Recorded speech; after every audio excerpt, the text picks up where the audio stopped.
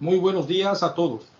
A nombre de la Universidad Juárez Autónoma de Tabasco y de la Dirección de Tecnologías de Información e Innovación, les damos la más cordial bienvenida a la Semana de la Inclusión y la Diversidad.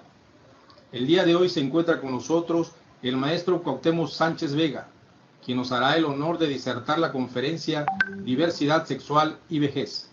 Él es licenciado en Psicología por la Facultad de Psicología de la UNAM, maestro en Educación y formador docente por CADE-AC y maestro en Sexualidad y Género por la Universidad Mexicana de Estudios de Posgrado. Cuenta con diversos estudios y diplomados, especializándose en sexualidad, género, VIH y SIDA, entre otros. Desde el año 2000 ha colaborado como consultor y docente externo en diferentes instituciones, tales como la UNAM, en varias de sus divisiones y facultades. Para la Universidad Abierta y a Distancia de México. Fue consultor para la Universidad Autónoma del Estado de Morelos, Universidad Autónoma de Chapingo y Universidad Autónoma de Quintana Roo. Actualmente es presidente del Instituto de Investigación Social para la Profesionalización Académica y Empresarial AC, coordinador académico del programa de maestría, Sexualidad y Equidad de Género para la Universidad Mexicana de Estudios y Posgrados, sedes Villahermosa, Tabasco y Ciudad de México. Maestro Cuauhtémoc Sánchez Vega, le agradecemos mucho su participación y que comparta su tiempo y conocimientos con nosotros. Le damos la más cordial de las bienvenidas. Mucho agradeceremos tengan a bien desactivar sus cámaras y micrófonos para poder disfrutar plenamente esta conferencia. Y le cedemos la palabra para que en estos momentos inicie. Muy buen día para todos. Gracias, muy amable por la presentación.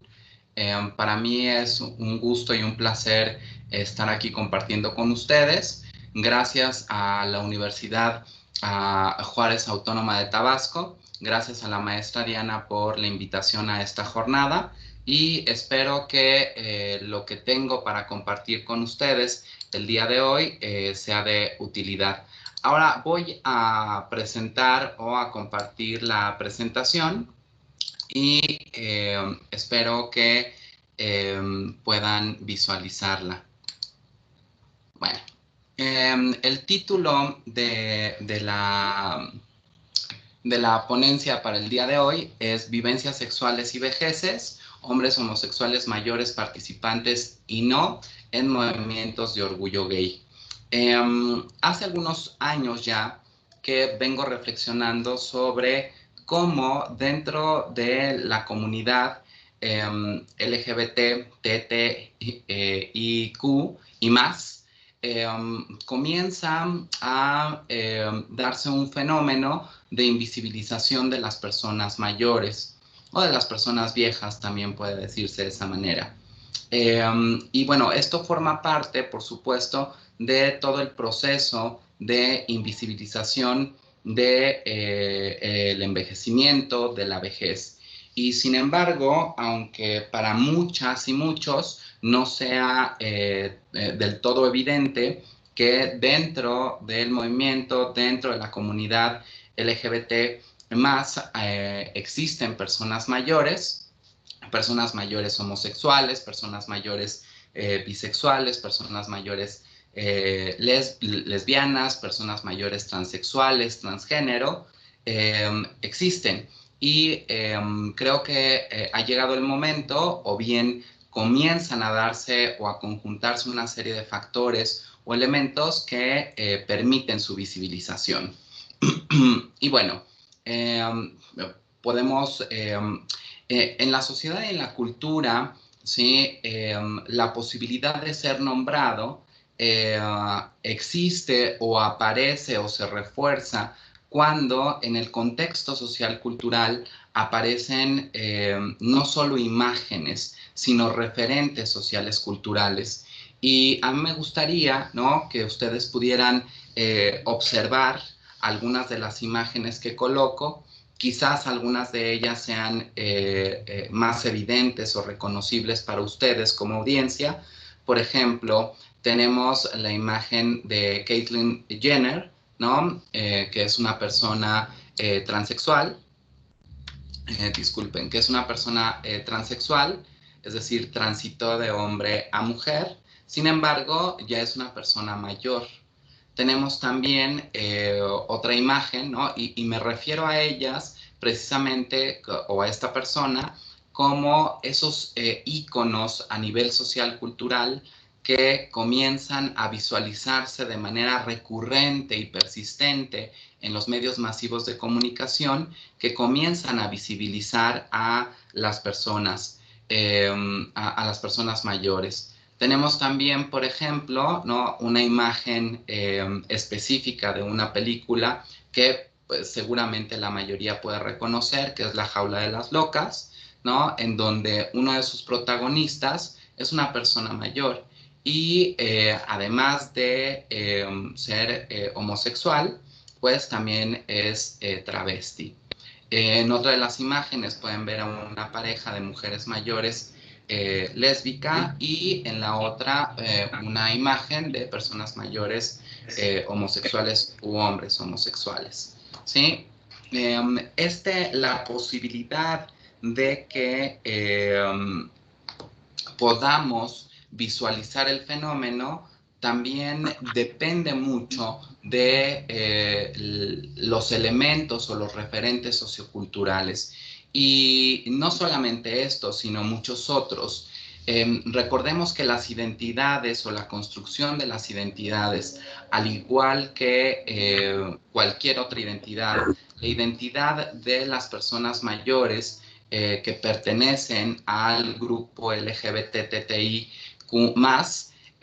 también depende, ¿sí?, y se sostiene en muchos casos de estos referentes socioculturales. Y sin lugar a duda, uno de estos referentes culturales de visibilización y máxima exposición en todos los medios de comunicación, ya sean escritos, visuales o auditivos, tiene que ver con los movimientos de liberación gay.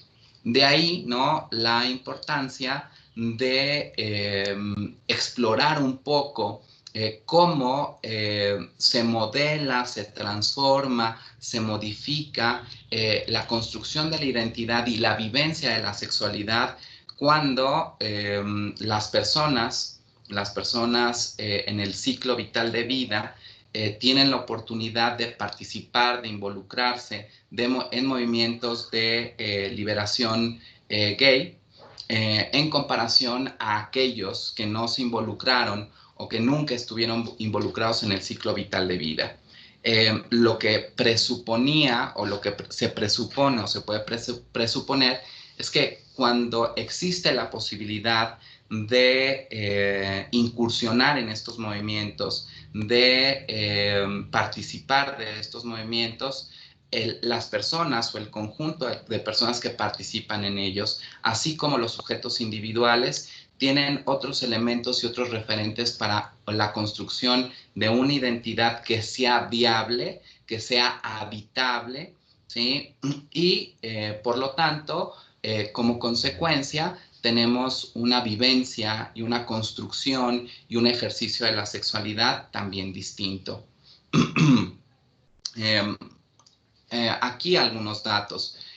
Por ejemplo, para Estupiñán, en el 2003, dice o nos dice que lo que hay que corregirse no es la homosexualidad, sino la homofobia. Manifestaciones y efectos socioculturales que tienen que ver con lo simbólico como con lo instrumental. Y tanto esto que vemos que se traduce desde lo simbólico y desde lo instrumental, suele ser muy violento.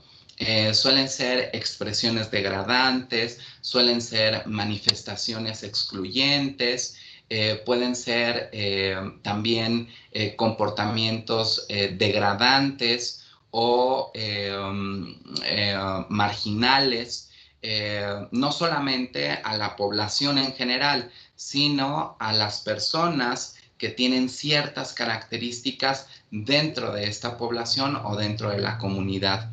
Este tipo de manifestaciones que se dan en lo simbólico y en lo instrumental se suelen traducir en una serie de inadecuaciones tanto sociales y, por supuesto, inestabilidad social.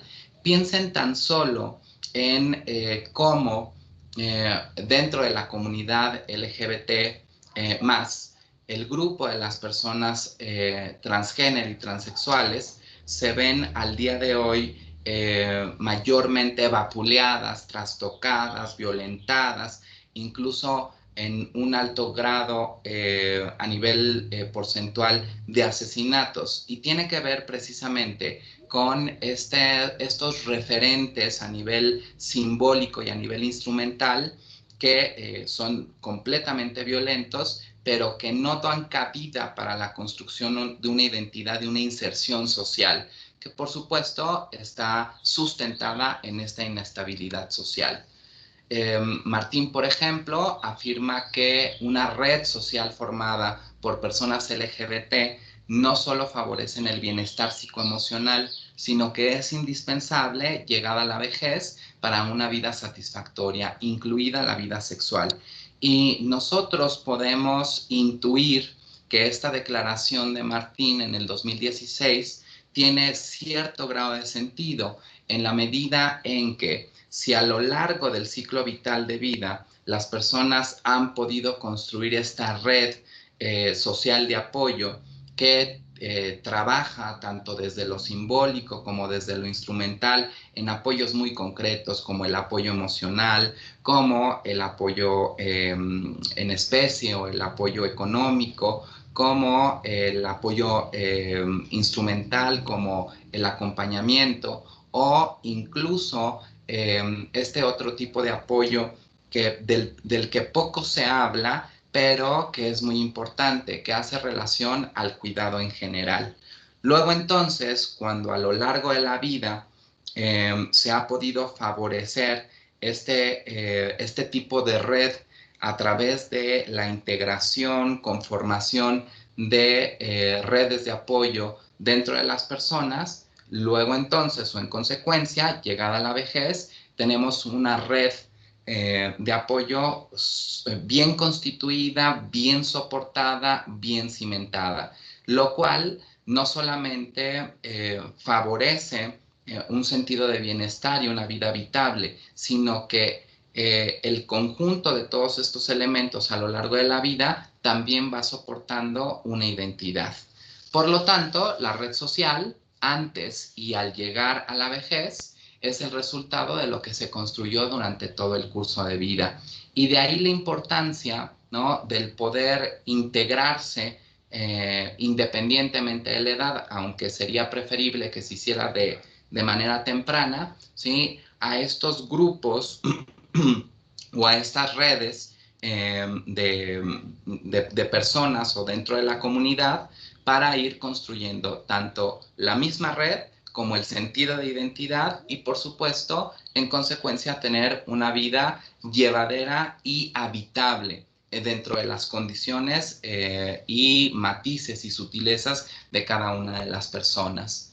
Les comentaba, por lo tanto, el objetivo de la investigación que realicé hace alrededor de 2 años, ¿sí?, es una investigación de corte cualitativo, es decir, se realizaron algunas entrevistas con personas mayores de 60, hombres mayores de 60 años, que se identificaban a sí mismos como personas homosexuales. ¿Sí? Les leo el objetivo de manera textual: identificar las posibles diferencias existentes en las vivencias sexuales durante la vejez entre hombres homosexuales mayores de 60 años, militantes y no militantes en movimientos de orgullo gay en algún momento de su ciclo vital de vida. Como les comentaba, ¿no?, durante la introducción y algunos elementos breves de la justificación, nosotros presupondríamos que la posibilidad de militar en movimientos de orgullo gay en algún momento del ciclo vital de vida ayudaría, ¿sí?, a la constitución de esta identidad, de este sentido de identidad, de este sentido de pertenencia, y también la posibilidad de construir una red de apoyo social, ¿sí?, a lo largo de la vida, pero particularmente llegar a la vejez, en donde, digamos que por cuestiones sociales culturales, es una población que se ve excluida, que se ve discriminada, que se ve marginada en muchas áreas de vida. Y si nosotros, además de considerar el proceso de envejecimiento y la vejez como características asociadas a cierto grado de estigma, si agregamos el asunto de pertenecer a alguna de estas categorías que integran la diversidad sexual, pues entonces estaríamos viviendo una doble discriminación, pensando en que solamente esta persona o este grupo de personas posean estas características. Podríamos hablar de muchas otras más. Sin embargo, aquí solamente se consideraron estas dos variables. Bueno, déjenme describirles un poco cómo es que se realizó la investigación. El método: 4 hombres homosexuales mayores, edades entre 60 y 75 años, escolar media, superior y superior. Los participantes se identificaron como hombres homosexuales militantes y no militantes de movimientos de orgullo gay. La recolección de los datos consistieron en 1,200 minutos de audio transcritos por su servidor. El procedimiento: los hombres entrevistados fueron seleccionados según las características de militar o no en un movimiento de orgullo gay. Se condujeron 5 entrevistas individuales a profundidad por participante, 60 minutos cada una de las entrevistas, y se diseñó una guía de entrevista con preguntas abiertas. Bueno, esto nos habla un poco de cómo se realizaban las entrevistas, la duración, etc. Perdón, estoy tomando agua. Fuente de los datos: técnica de entrevista a profundidad, y el tipo de muestra que llevamos a cabo para esta investigación cualitativa fue intencional de casos extremos y atípicos. A lo que nos referimos con lo extremo y atípico es precisamente a esta dicotomía de las personas que participaban o no en movimientos de orgullo gay. Bueno, el análisis de datos y la codificación: se identificaron temas emergentes, clasificando los significados de las vivencias sexuales durante la vejez como hombres homosexuales militantes y no de movimientos de orgullo gay. Y en principio se desarrollaron categorías y sus propiedades de forma inductiva, y posteriormente se hizo un análisis de las narrativas de las experiencias de los participantes, teniendo como diferencial la militancia o no dentro de los movimientos de orgullo gay. Bueno, ahora voy a compartir con ustedes algunos de los resultados en función de estas categorías. Se identificaron 6 categorías. Aquí tienen la primera de ellas. No hay un orden. Bueno, voy a presentar los resultados y las categorías sin un orden jerárquico. Simplemente el contenido de las categorías, digamos que describe la forma en que lo viven, lo perciben, o el significado asociado a la vivencia de la sexualidad. En principio tenemos la categoría de análisis eróticas, y bueno, aquí hay algo asociado a lo que los entrevistados dijeron. Tengo necesidades y busco la forma de satisfacerlas, ya no como antes. Me masturbo y tengo relaciones sexuales con mi pareja. Mis encuentros son clandestinos cuando tengo ganas. Pero ya no es lo mismo. Los encuentros furtivos satisfacen. Aquí déjenme hacerles una aclaración. El testimonio que aparece primero es de la persona militante en el movimiento de orgullo gay, y el que aparece abajo o posteriormente es de la persona no militante. Y aquí podemos ver precisamente desde el contenido discursivo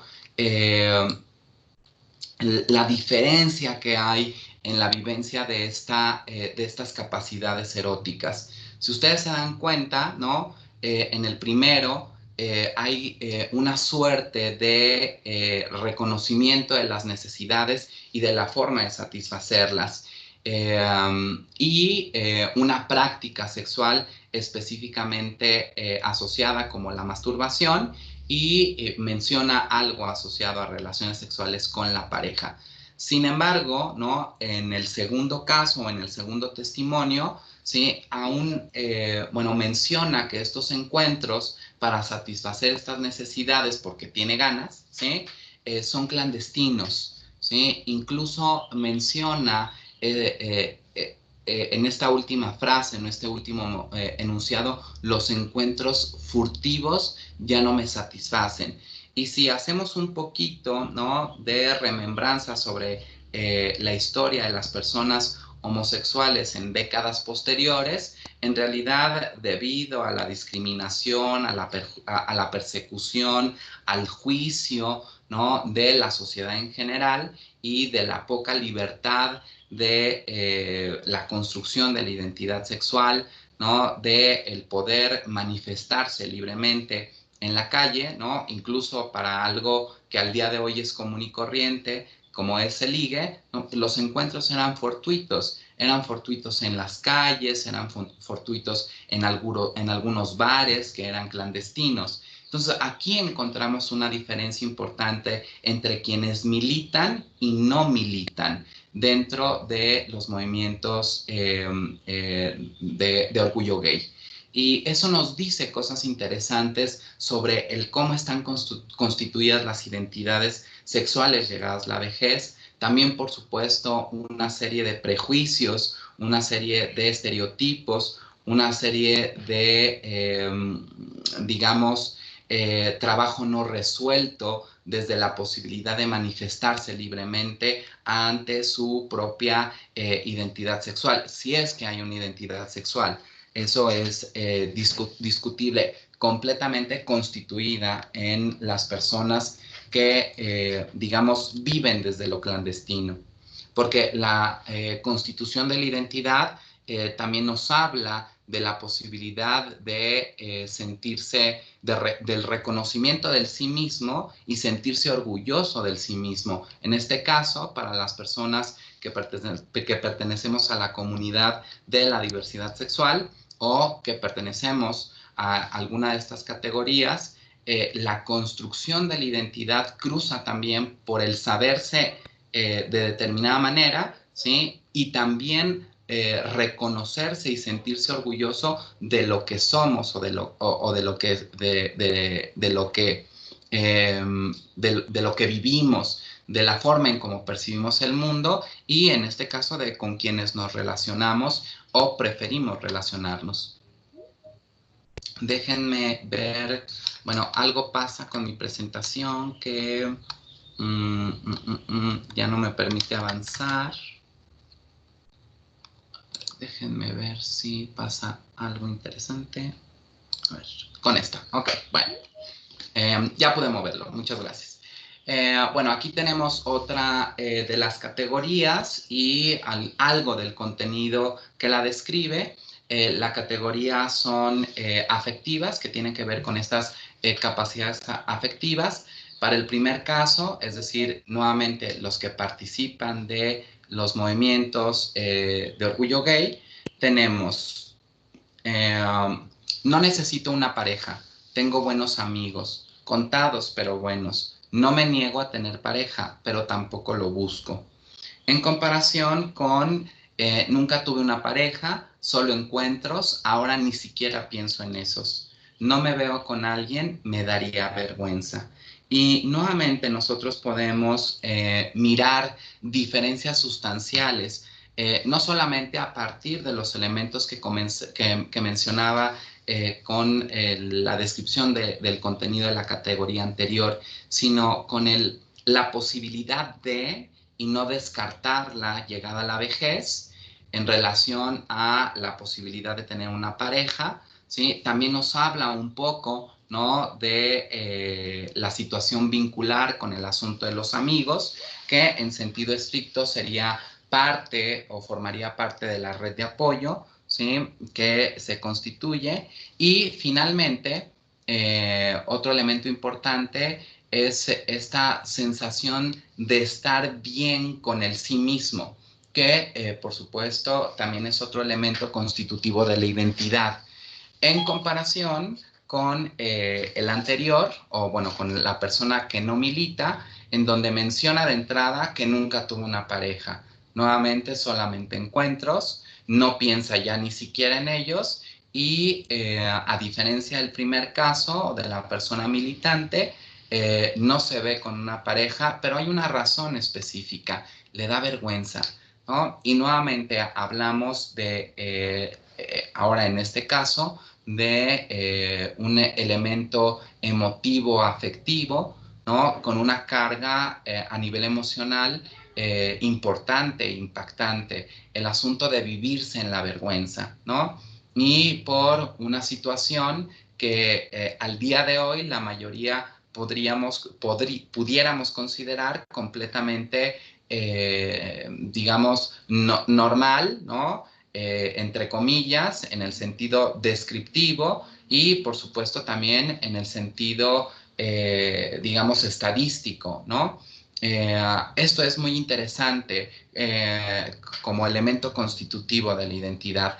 De la identidad nuevamente centrada en la población de personas mayores, ¿no? Con estas características dentro de la diversidad sexual y militando o no de algún movimiento de liberación gay.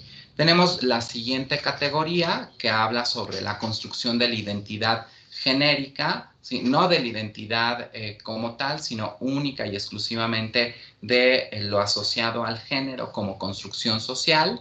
Y nuevamente aquí está la descripción para la persona militante. Desde siempre me puse lo que quise, nunca me detuve, y si no lo hice en ese momento, ahora no. Ahora hago lo que quiero, no le pregunto a nadie. En comparación, ¿no? Con lo que menciona la persona no militante, siempre fui un hombre, vestía como hombre, así era en ese entonces. Yo estudiaba en la prepa 5 y bueno, a los efeminados era una rechifla. Y aquí permítanme detenerme un momento para explicar un poco la diferencia, que es precisamente uno de los objetivos que planteamos en esta investigación, que es rastrear las diferencias. Como en el primero, ¿no? En el primer caso, no hay una declaración explícita sobre el ceñirse a una serie de normas, a una serie de estatutos, a una serie de construcciones en relación a lo que reviste en el cuerpo o a lo que reviste el cuerpo social y culturalmente, que está atribuido arbitrariamente, ¿no? Para hombres y mujeres. Un buen ejemplo de esto, muy claro y muy concreto, ¿no? Que al día de hoy todavía es común de ver en algunos espacios, el asunto de el rosa para las niñas y el azul para los niños, ¿no? A eso es a lo que se refiere o hace referencia a este contenido, y que en comparación con lo que enuncia, ¿sí? Lo que dice la persona no militante, ahí sí hay un claro referente de cumplimiento, ¿no? O de ceñimiento a estas normas sociales culturales, incluso en la forma tan tácita como lo enuncia. Dice, siempre fui un hombre, es decir, todos estos elementos sociales, culturales, ¿no? Que quizás son más claros cuando nos referimos al asunto de la identidad genérica, ¿no? Desde los roles, ¿sí? Desde el cómo se reviste el cuerpo, de las posibilidades de adornarlo o no a partir de la norma social cultural, ¿sí? Es más sencillo mencionarlo o relacionarlo. Sin embargo, ¿no? Él reafirma y lo confirma cuando dice vestía como hombre. Ahí hay esta declaración textualmente nos habla de digamos, este ceñimiento a estas normas, a estas reglas, ¿no? Algunas explícitas, otras implícitas. Y bueno, en relación a el último contenido de yo estudiaba en la prepa 5 y bueno, a los afeminados era una rechifla, se refiere a que esta prepa, ¿no? Que está ubicada en la Ciudad de México, al sur de la Ciudad de México, tiene un patio enorme, ¿sí? Es más o menos como del tamaño de 2 canchas de fútbol para poder entrar a las aulas, a los edificios. Entonces, todas las personas o todos los estudiantes tienen que caminar por ahí, ¿no? Y bueno, a lo que se refiere es que la rechifla era durante este momento, ¿no?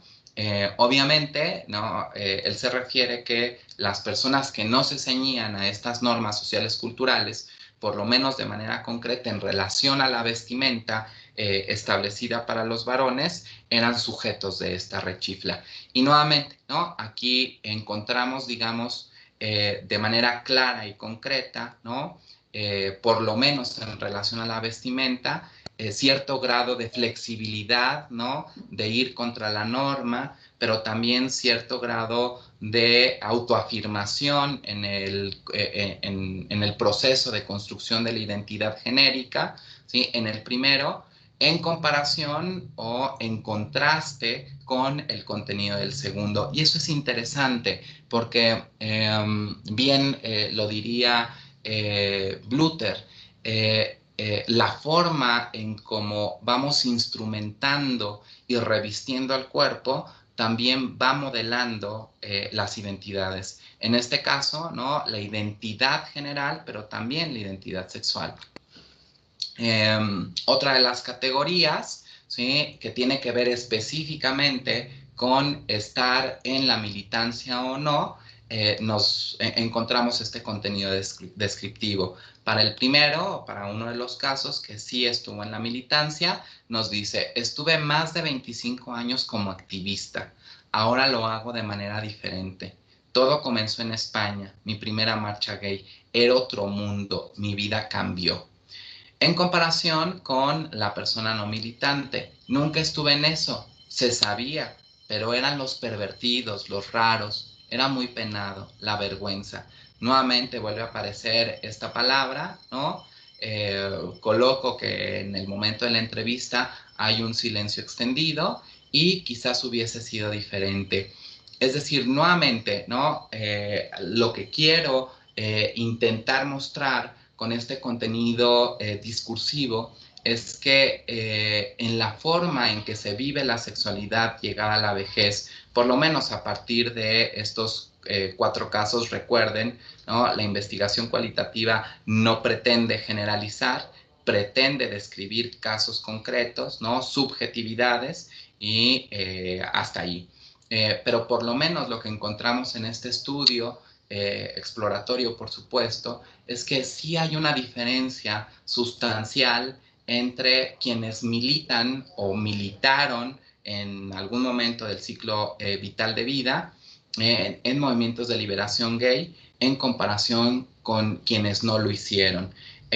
A mí me gustaría resaltar desde el contenido discursivo algunos elementos de la persona no militante y este asunto de eran los pervertidos, ¿no? Los raros. Y lo segundo, o el segundo elemento, era muy penado.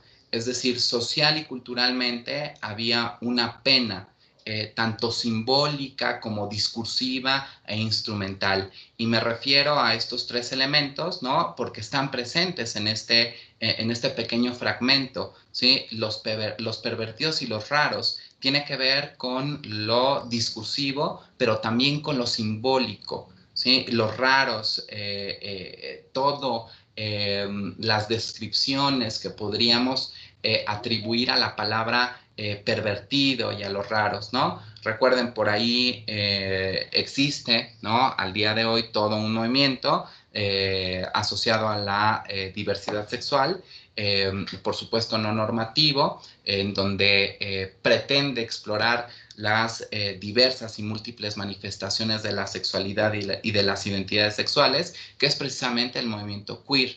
Y lo retoma, ¿no? El movimiento queer lo retoma o retoma esta palabra de los raros, ¿no? De las rarezas, precisamente, como un efecto de oposición y de contrachoque precisamente por este contenido discursivo y simbólico, ¿no?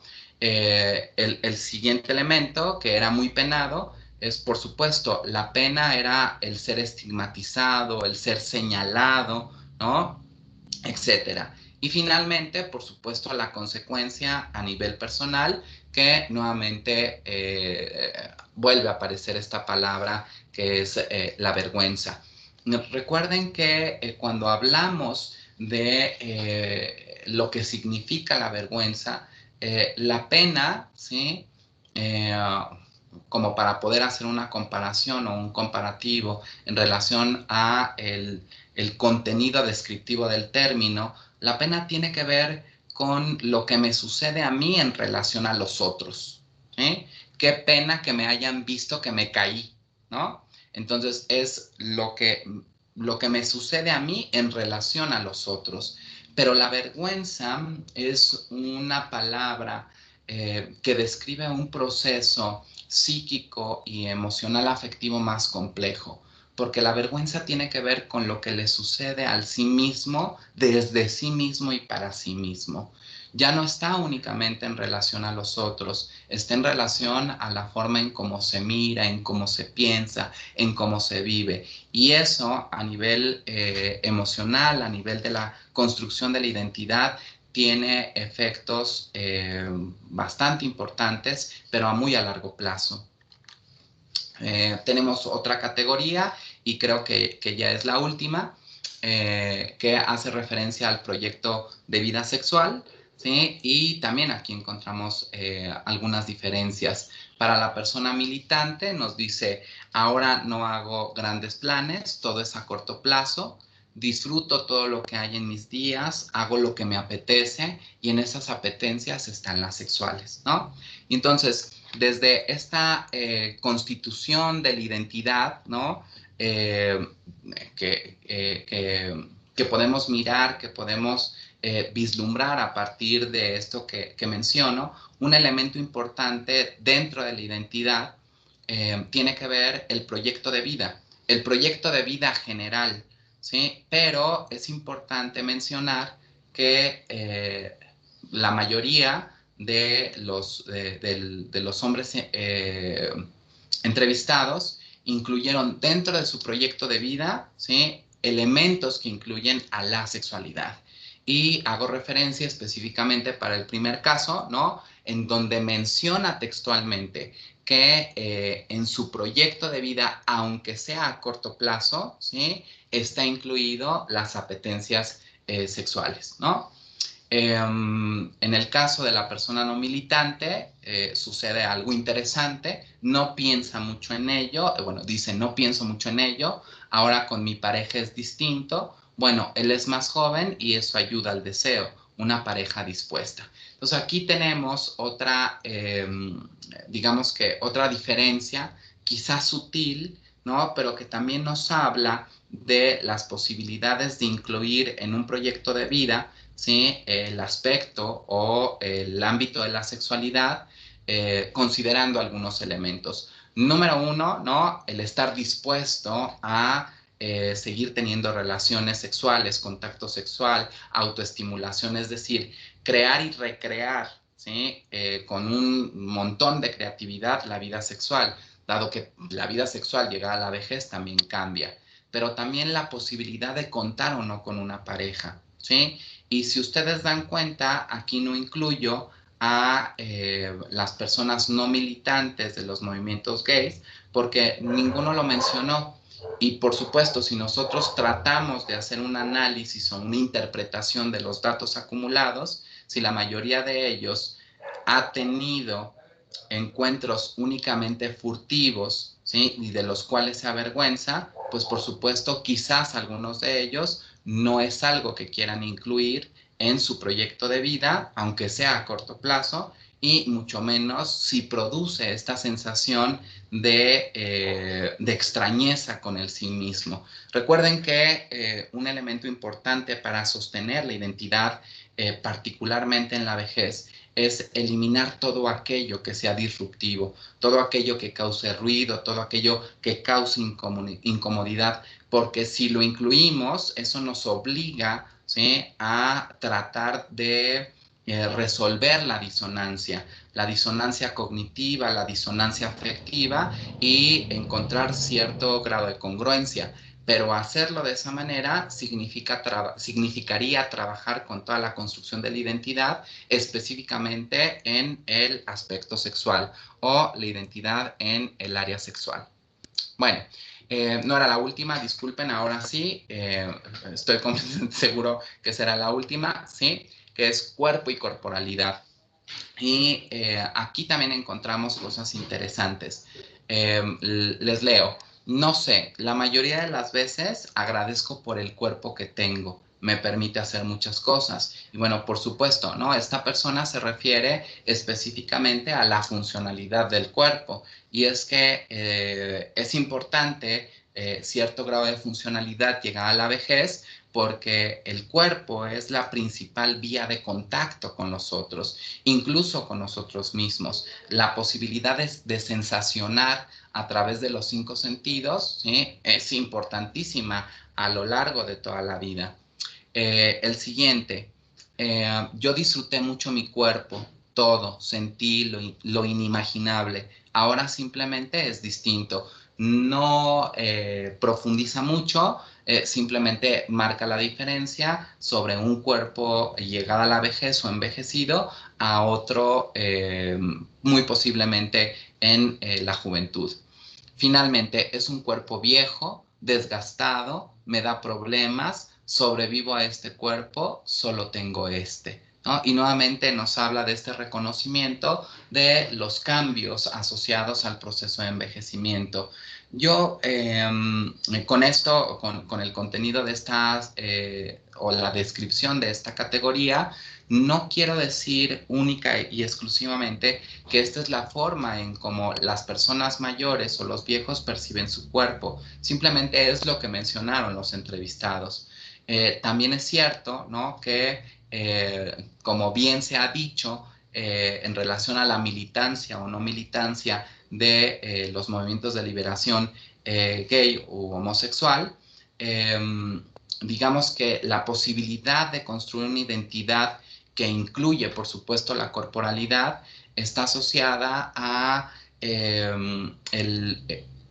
aquello que ha sucedido con anterioridad, es decir, durante todo el ciclo vital de vida. Y el resultado de un cuerpo envejecido, que es funcional o no, que da problemas o no, tal cual como lo mencionan algunos de los entrevistados, también es producto del tratamiento que le dimos a nuestro propio cuerpo en etapas de vida anteriores.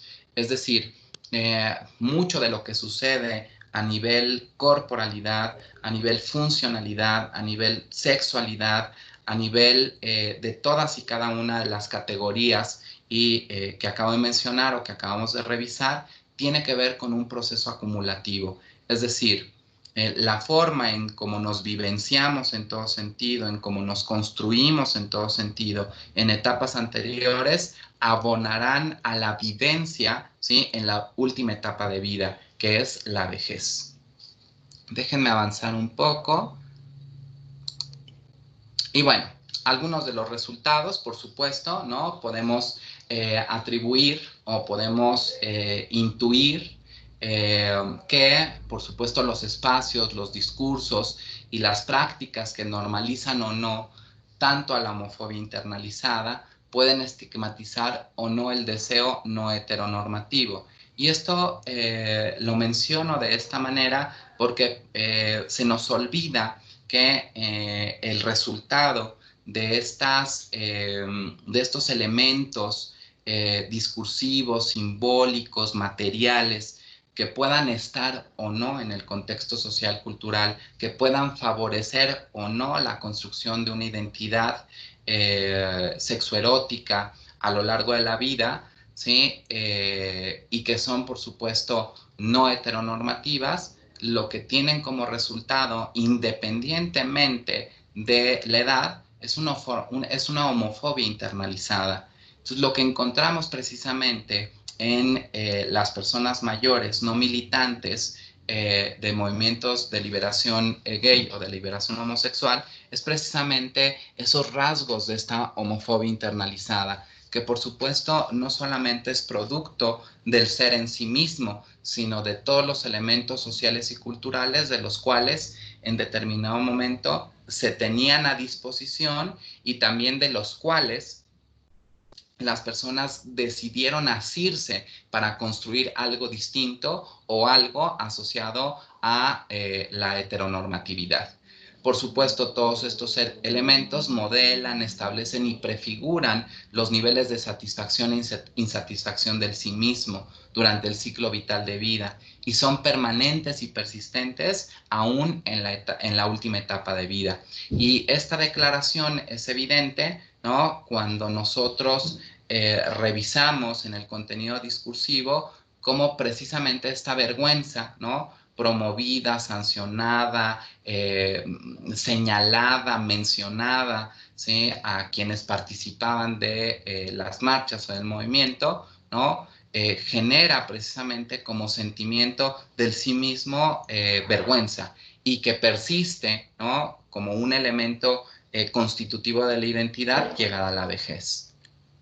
Bueno, otro de los elementos asociados a los resultados tienen que ver específicamente con preguntas que quedan en el aire y que por supuesto, ¿no?, son elementos de reflexión, son elementos para retomar en siguientes investigaciones asociadas a la temática, obviamente con la posibilidad de incrementar la muestra, ¿no?, el número de entrevistados, y bueno, aquí se las planteo.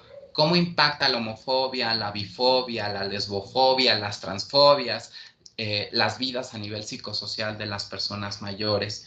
Y bueno, por supuesto, nuevamente, quizás no hay mucho que mencionar. Para muchos muy probablemente es evidente, ¿no?, sobre todo para quienes trabajamos en temas asociados o estamos dentro de espacios en donde se reflexiona, se debate, se instrumentan programas, ¿no?, de atención, de prevención para los diferentes poblaciones de la comunidad de la diversidad sexual.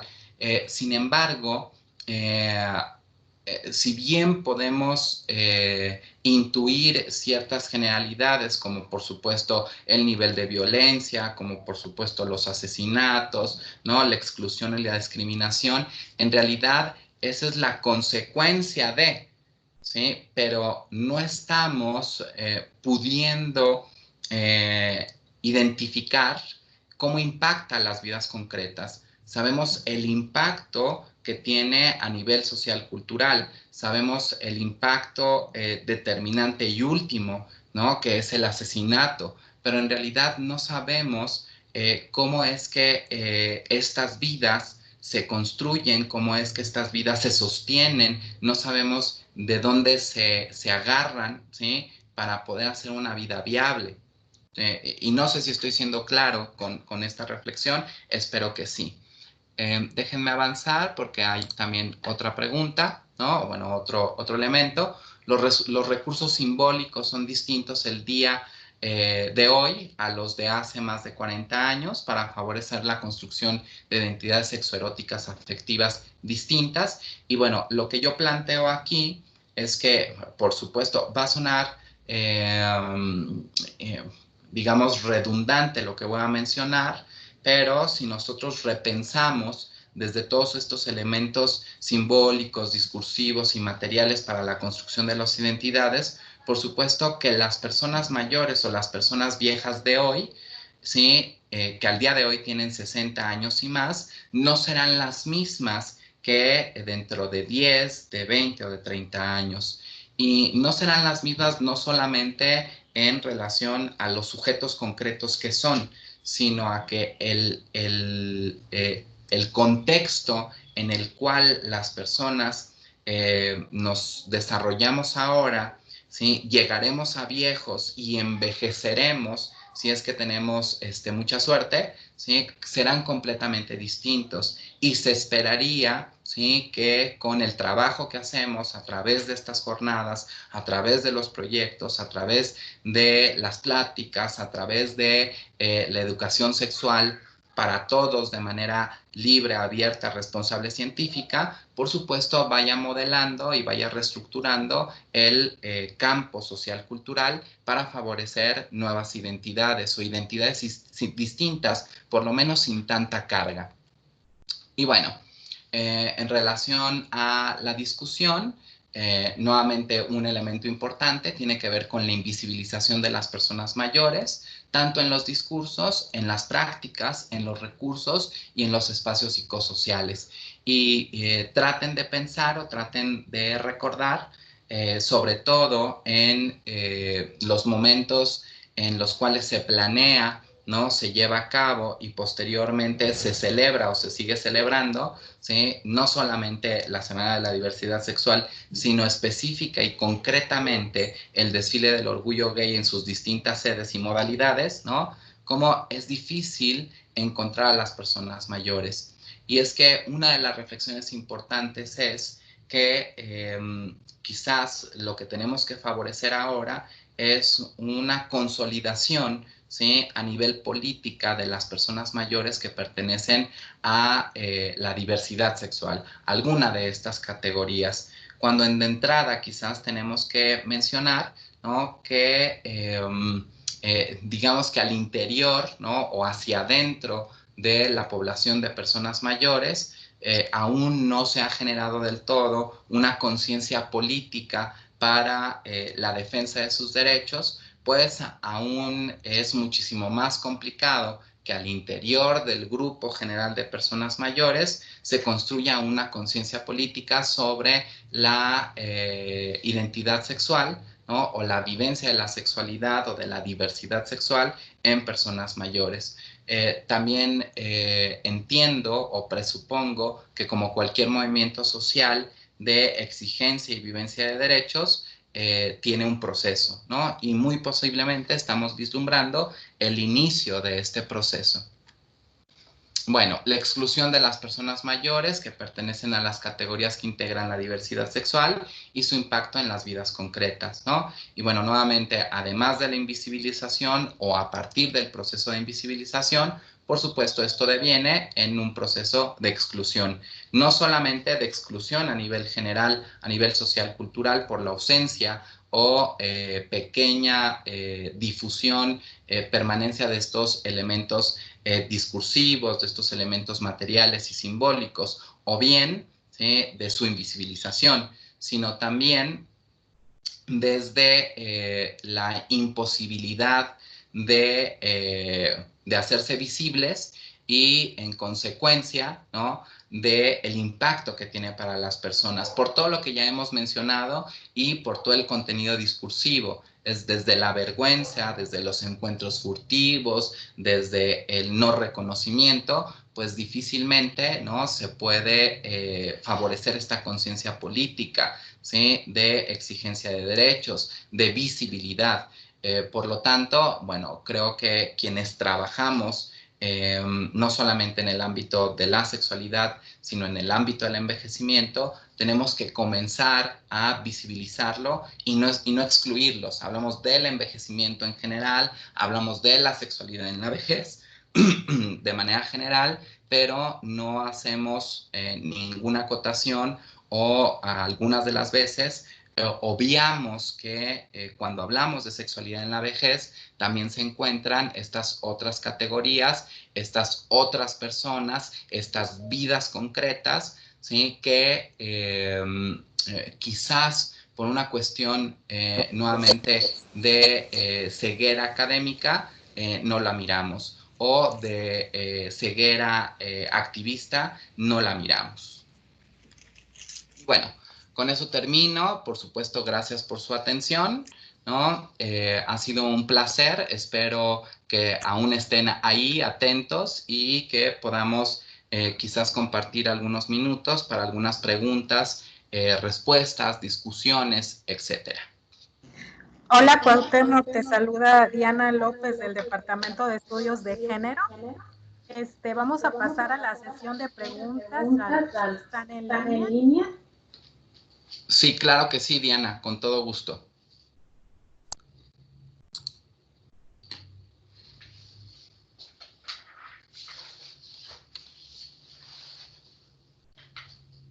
Si hubiera alguna pregunta.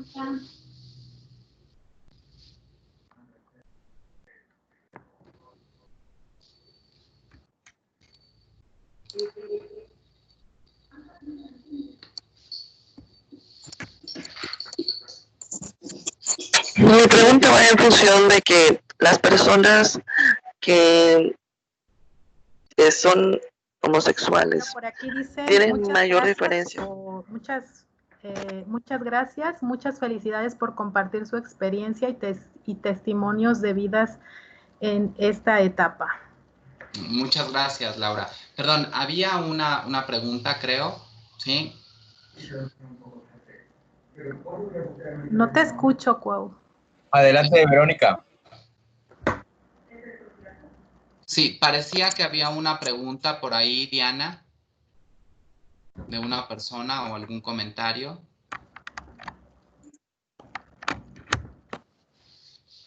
Sí, repito. Hola, Juan, soy Verónica. Pues aparte de que darte las gracias por la ponencia muy interesante en cuestión de diversidad, podemos decir, ¿me podías comentar o ampliar un poquito más cómo las personas homosexuales podrían reorganizarse o reafirmarse y disfrutar la sexualidad en su vejez? Porque siento que ese punto como que todavía no me quedó muy claro. Sí, bueno, gracias Verónica por la pregunta o el cuestionamiento. Bueno, en realidad, por supuesto, no es una situación sencilla, ¿no? No es como dar la receta de cocina, paso 1, haga esto, paso 2, haga lo otro.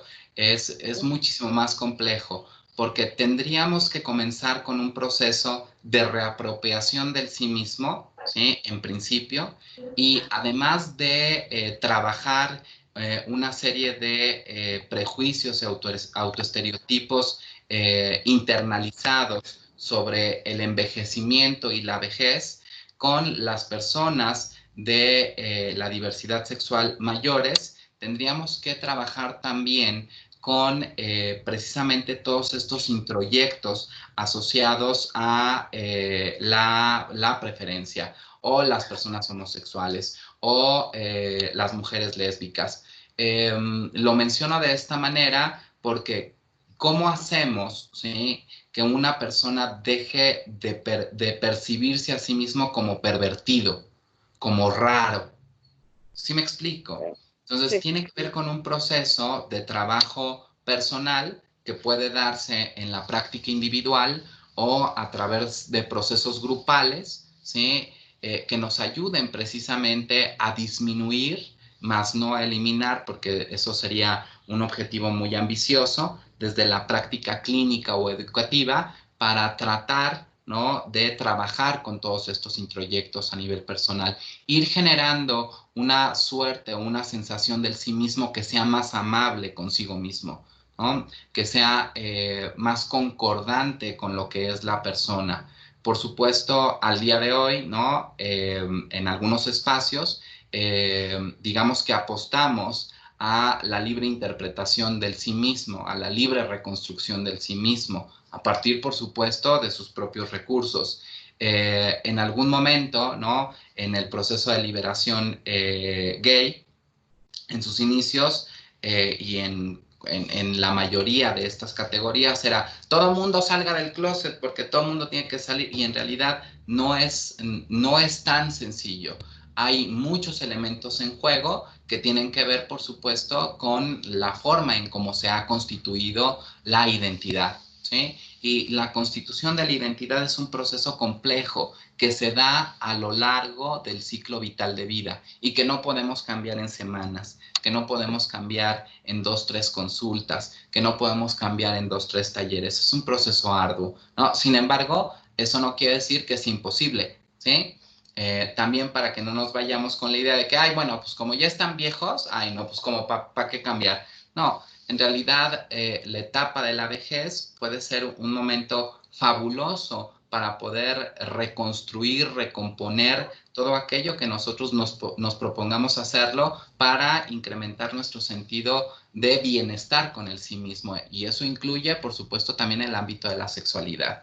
Muchas gracias, Vero. Espero poder haber dado una respuesta por lo menos coherente. Sí, muchísimas gracias, Pau. Por aquí hay otra pregunta. Dice, ¿a partir de qué edad consideras que sería la etapa de vejez en la comunidad? Bueno, nosotros tendríamos que seguirnos por lineamientos generales. La vejez como etapa de vida normativa en México comienza a los 60 años. Sin embargo, si el contenido de tu pregunta, ¿no? O una de las direcciones de tu pregunta está asociada a cómo el asunto de la belleza, la juventud, la funcionalidad, la productividad, ¿no? Está asociada al ámbito gay, pues entonces en la medida en que aparecen los primeros signos de envejecimiento, que como proceso, ¿sí? Aparece a los 45 años, podríamos decir muy concretamente que una persona vieja dentro de la comunidad gay se cataloga, se etiqueta o se comienza a percibir desde muy temprana edad, desde los 45 años, en donde comienza el proceso de envejecimiento a nivel biológico, pero no es una persona vieja, ¿sí? Porque la vejez como etapa de vida comienza a los 60 años, ¿sí? Sin embargo, recuerden, ¿no? Aún dentro del movimiento gay, de manera generalizada en todo el mundo, está asociado mucho hacia la juventud. Y bueno, también, nuevamente, esto tiene que ver con un proceso social cultural, ¿sí? En el mundo, aún, o el mundo a nivel poblacional todavía es un mundo joven. Es decir, el mayor número de personas que existen en el mundo son aquellas que se encuentran entre los 25, ¿sí? Y los 45 años de edad. Muy probablemente en el 2050, en donde más del 35% de la población a nivel mundial tenga más de 60 años, pues entonces nuestras estéticas asociadas a la belleza, asociadas a lo bonito, lo lindo, lo funcional, tengan que cambiar. ¿Sí? Pero nuevamente tiene que ver con un proceso social, cultural y de construcción identitaria y de las mentalidades. Muy bien, por aquí hay un comentario que deja María. Dice, considero muy interesante la diferencia de respuestas. En primer lugar, que la diferencia de edades entre los entrevistados no es mucha y sin embargo las vivencias son muy variables. También pienso que algunos todavía tienen arraigada ideas de su juventud donde se veía como algo malo y que eso no les ha permitido disfrutar en la actualidad, que poco a poco se ha abierto a la diversidad sexual. Creo que igual Cuauhtémoc tiene que ver con esto que tú decías, que mucho de lo que hagamos o hagan las personas en su juventud impactará en la vejez, tendrá un gran impacto. Sí, sí, Diana, por supuesto, así es. O sea, nosotros no cumplimos 60 años y entonces nos inventamos una vida, ¿no? Es decir, nuestra gran parte de la vida que vivimos, ¿sí? Llegar a la vejez es consecuencia de lo que construimos. Y por supuesto, en etapas anteriores, y por supuesto la sexualidad no está excluida de eso. Es la sexualidad llegada, la vejez, es decir, los 60 años, está completamente relacionado con la forma en cómo vivimos nuestra sexualidad en etapas anteriores. Y eso incluye, por supuesto, también la preferencia, ¿sí? Nuestras relaciones, el número de parejas, la cantidad de encuentros sexuales, nuestras prácticas, todo, absolutamente todo, ¿sí? Es una continuidad de nuestra historia de vida. ¿Que podemos modificarla? Sí, sí podemos modificarla, pero digamos que llegar a la vejez no se corta la vida de un tajo. Así es. Bueno, aquí preguntan si tienes alguna estadística sobre la calidad de vida en la vejez de la comunidad LGBT más. No, lamento decirlo, pero no tengo datos asociados a estadísticas. Miren, no pretendo, por supuesto, disculparme, ¿no?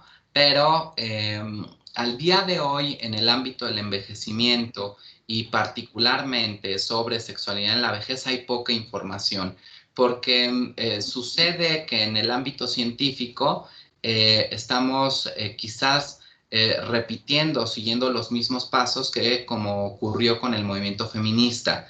Entonces, al día de hoy estamos tratando de describir el fenómeno como tal, ¿no? Con estudios cualitativos, porque además tampoco es sencillo, pues, ¿no? Como que te den una entrevista y, a ver, cuénteme absolutamente toda su vida y si cuánto gana, de qué trabaja, en dónde vive, o sea, como todas esas variables asociadas a la calidad de vida. Y para hacer un estudio estadístico como tal, por lo menos necesitaríamos, para que nuestra muestra fuera representativa, por lo menos unas 100 personas, ¿no? Entonces, imagínense ustedes conseguir, por ejemplo, a 100 personas adultas mayores, transexuales, transgénero, que estén dispuestas a abrir su vida, ¿no? Su mundo, sin más ni más. Es complejo, ¿no? Pero yo no tengo conocimiento que en México tengamos una estadística como tal,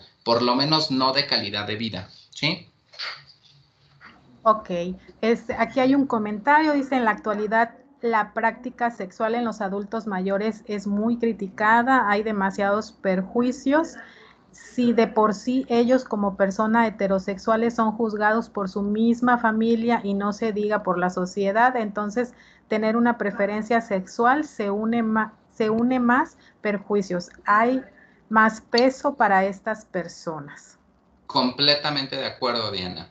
Es la sexualidad en sí misma, en etapas específicas de la vida, se ve muy sancionada. Por ejemplo, piensen en los niños y en los adolescentes, no, ellos no tienen sexualidad, ¿no? Hay un momento en la etapa de vida en que la sexualidad se permite, se aprueba, se promueve bajo ciertas condiciones, ¿no? Entre personas heterosexuales, para favorecer la procreación y en la medida en que el deseo, el placer, el goce, el disfrute se vea disminuido, está bien, ¿no? Pero llegada la vejez aparece un fenómeno de infantilización. Y si nosotros, las personas de manera general, ¿no? Vamos coartando las libertades de las personas mayores y entonces comenzamos a decidir por ellos, a decirles qué comer, qué hacer, en dónde vivir, en qué gastar su dinero, en qué pueden trabajar. Pues por supuesto que el tema de la sexualidad también se ve completamente restringido. Y algo muy importante, todo esto está asociado a los prejuicios y estereotipos de la sexualidad, específicamente en la vejez.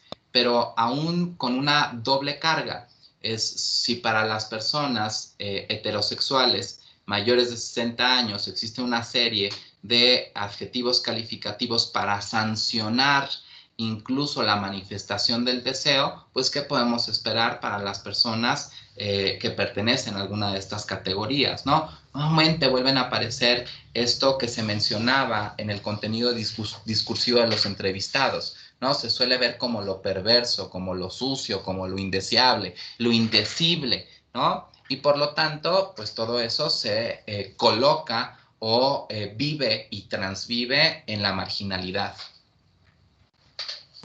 Muy bien, excelente. Aquí te voy a unir dos preguntas. Bueno, ¿existen en Tabasco grupos de ayuda mutua para integrar a los adultos? ¿Y qué opinaría de la implementación de grupos de ayuda a pertenecientes de la comunidad LGBT más en asilos? Bueno, son dos preguntas interesantes. Número uno, no que yo sepa, No, es no hay. decir, no sé si existen, ¿no? Yo no me atrevería a decir, ay, sí, claro, ¿no? Y busquen, porque no tengo el dato. Probablemente pudieran existir, pero no son no están constituidos como grupo, ¿no? Y por lo tanto a lo mejor no se visibilizan, ¿no? Nuevamente. Porque un grupo de ayuda mutua está o aparece regularmente en lo institucionalizado, lo cual no quiere decir que no existan redes de apoyo entre personas mayores de 60 años que pertenecen a la diversidad sexual. No sé si lo que digo es lo suficientemente claro, ¿sí? Yo, de mi conocimiento, o que sea de mi conocimiento, no conozco ningún grupo de ayuda mutua. Sin embargo, yo no descarto que existan en las comunidades, a partir de las relaciones comunitarias, redes de apoyo de personas mayores que pertenecen a la diversidad sexual, ¿no? Eso para la primera pregunta. Y la segunda pregunta, ¿no? Mira, yo lo asocio de la siguiente manera. Por supuesto que cualquier grupo de ayuda mutua que esté promovido por una institución sirve como soporte, ¿sí? Como soporte emocional, como soporte identitario, como soporte para exigencia de derechos, ¿sí? Por lo cual, o por lo tanto, sería ideal que existieran, ¿sí? Sin embargo, yo lo uno, ¿no? A lo siguiente: para las personas que trabajan en el ámbito de la prevención y atención del VIH, al día de hoy comienza, bueno, no al día de hoy, desde hace una década más o menos, quienes trabajamos en el asunto de la sexualidad, del VIH y personas mayores, comenzamos a darnos cuenta de un fenómeno interesante asociado al envejecimiento. Las personas que han vivido con VIH durante muchos años y décadas, ahora comienzan a envejecer, o más bien han llegado a la etapa de la vejez. Y por lo tanto, ahí tenemos como una población muy interesante, porque con el proceso de envejecimiento y llegada a la vejez, al cuerpo le pasan cosas. Y la forma en cómo se vive la vejez, ¿sí?, es distinta para las personas que viven con VIH como para las que no viven con VIH. Y es muy interesante ver cómo es que estas personas que hace muchas décadas recibieron un diagnóstico asociado a VIH han construido una suerte de herramientas, de elementos, de capacidades, de redes, ¿sí?, que les permiten vivir su envejecimiento de forma muy distinta. Y eso es muy interesante. Entonces, quizás si hay alguien que nos escucha que esté involucrado en este ámbito o en esta área, ¿no?, sería muy interesante que comenzaran a explorar qué es lo que está sucediendo ahí, ¿no? Obviamente asociado a un asunto completamente académico de investigación, pero después podría derivar en un asunto de atención a la salud de una población específica, ¿sí? Muy bien, aquí hay otra pregunta. ¿Crees que la homofobia repercute directamente a la calidad de vida de las personas LGBTTI? ¿Y de qué forma? Sí, definitivamente. Bueno, podríamos hablar, ¿no?, de la forma en que repercute a distintos niveles. Piensen, por ejemplo, ¿no?, en el asunto laboral. ¿Cuáles son las opciones concretas para las personas que pertenecen a cualquiera de estas categorías, ¿sí?, para insertarse en un empleo? Sobre todo aquellas personas que no cumplen, ¿sí?, con el estereotipo asociado a la masculinidad, ¿sí? Piensen, por ejemplo, lo que sucede con las personas trans, ¿sí? La mayoría de ellas, y eso está completamente documentado, ¿no?, su primera opción es el trabajo sexual, ¿sí?, porque no hay posibilidad desde el contexto social cultural en el cual crecen, se desarrollan estas personas, ¿sí?, para poder integrarse en el ámbito institucionalizado. Incluso aunque contaran con educación formal, con carreras, con capacitación técnica, ¿no?, aún en el plano legal institucional, no pueden acceder a él porque no hay forma de comprobar su identidad, ¿sí? Es decir, yo llego al trabajo, llego a solicitar un puesto y un trabajo vestido de mujer, ¿sí? Mi apariencia es completamente de mujer, mi comportamiento. Y entonces cuando entrego mis papeles, ¿no? Resulta que estoy entregando documentación de una persona que no soy. ¿Sí me explico? Y ahí, ¿no? Hay otro impacto, ¿sí? Y el argumento de las empresas es que yo estoy contratando a esta persona y entonces, ¿cómo justifico que en mi contrato, en el convenio, en las actividades, en las identificaciones, en todo el papeleo, hay una persona, ¿sí? Y aquí en el trabajo hay otra? Sí, muy probablemente en algunos estados esto ya se resolvió con la ley para cambio de identidad de género, ¿no? Y el cambio del acta de nacimiento y por lo tanto también las identificaciones, pero eso no sucede en todos los estados. Entonces ahí tenemos otro impacto. La forma a nivel social. Ahora, si hablamos de lo que sucede a nivel personal en relación a la construcción de la identidad desde el sí mismo, yo lo mencionaba o se enunciaba en el contenido de las diapositivas, es cuando las personas crecen con este sentimiento de inadecuación, de no pertenencia, de insatisfacción, de vergüenza, de rechazo, ahí hay una afectación importante en relación a cómo se construyen las personas a nivel psicoemocional. Y ahí tenemos otro impacto concreto, ¿sí? Muy bien. Aquí, bueno, hay un comentario y una pregunta que creo que de alguna manera ya respondiste. Dice, en México y particularmente en Tabasco, una sociedad muy tradicionalista, ¿qué faltaría para lograr mayor aceptación de los miembros LGBT en todos los ámbitos? Uy, es una pregunta muy compleja, ¿no? Sobre todo cuando es en todos los ámbitos. Bueno, pues necesitaríamos la transformación social, cultural en todos los ámbitos. Nuevamente, ¿no? Todo este tipo de situaciones cruzan por transformaciones sociales, ¿sí? Por transformaciones de las mentalidades, por referentes sociales, culturales. Y en la medida en que las sociedades, ¿no? Permanezcan y se esfuercen por asirse, ¿no? Sujetarse a lo tradicional, pues es difícil que haya un cambio rápido y tan totalizante como se plantea en el comentario.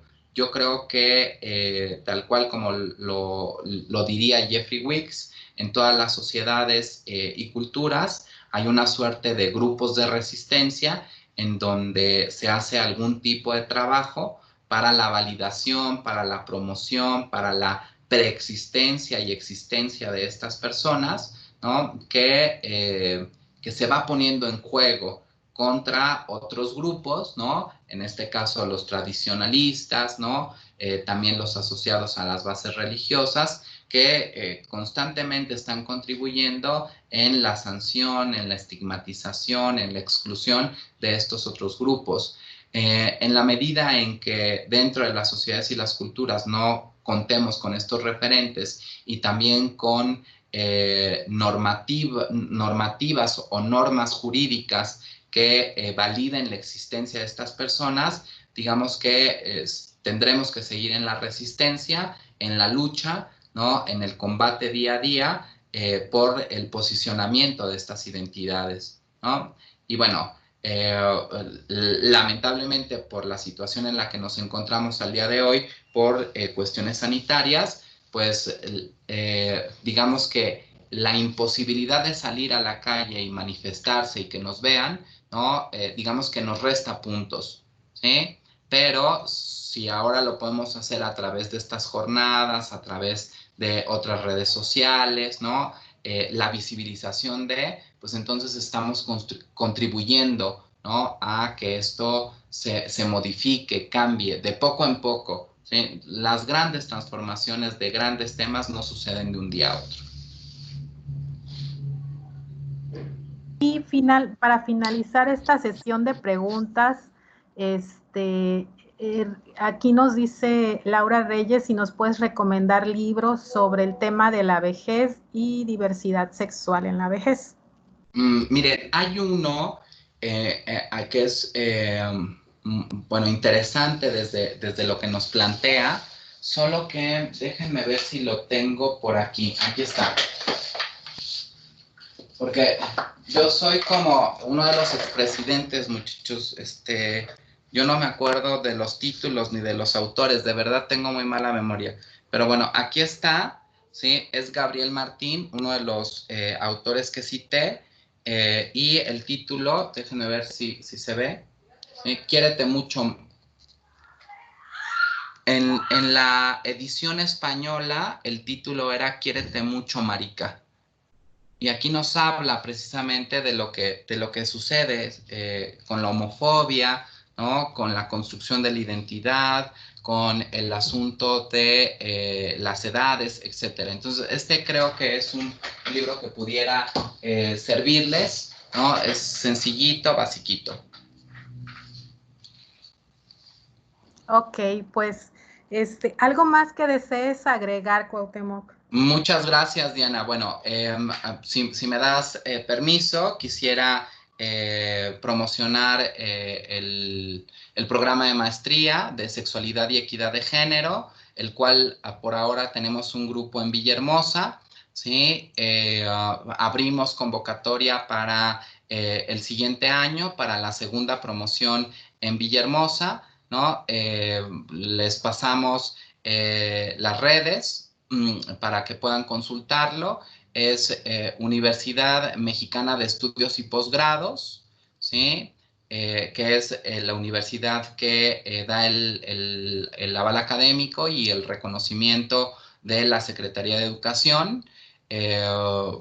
Vamos a comenzar a hacer la promoción a partir de este mes y lo estaremos publicando en las diferentes redes sociales. Hay, por supuesto, un Face asociado a la maestría. Entonces, también si quieren consultarlo, el Face es Maestría en Sexualidad y Equidad de Género. Y ahí está toda la información para que ustedes la consulten. Si quieren seguirse formando en estos temas y en muchos otros, ¿no? Asociados a sexualidad y a equidad de género. Y nuevamente, maestra Diana, agradecer la invitación, la oportunidad de poder compartir con ustedes, hablar sobre todo del tema de diversidad sexual y envejecimiento, y a la audiencia por su escucha, por su paciencia y por permanecer en esta aula virtual para poder discutir y compartir sobre estos temas. Decías que la universidad, ¿cómo se llama? ¿Universidad? ¿La puedes repetir para...? Sí, claro, es Universidad Mexicana de Estudios y Posgrados. Ok, muy bien. Sí, y el Face que tenemos, lo pueden buscar, es Maestría en Sexualidad y Equidad de Género. Y bueno, ahí pueden mirar algunas de las publicaciones que tenemos, entrevistas con personalidades, ¿no? Acabamos de subir uno sobre Marcela Lagarde, ¿no? Que habla sobre sororidad. También subimos uno sobre Judith Butler, que además tiene la traducción, ¿no? Están los subtítulos en español. Y también subimos un conversatorio en el que aparece Rita Segato, ¿no? Con otras dos compañeras, hablando sobre uno de los casos muy sonados en Argentina y que ha favorecido el movimiento feminista a favor de el aborto, la no violencia y Ni Una Más, ¿sí? Entonces, sí, muy bien. Échenle un ojito y van a poder encontrar información interesante, además de la información de la maestría. Gracias, Diana. Sí, muchas gracias a ti, Cuauhtémoc, por aceptar la invitación. Muchas gracias a quienes participaron. Y bueno, pues nos despedimos de ustedes. Agradecemos su presencia de parte de la Universidad Juárez Autónoma de Tabasco, de aula virtual. Muchísimas gracias.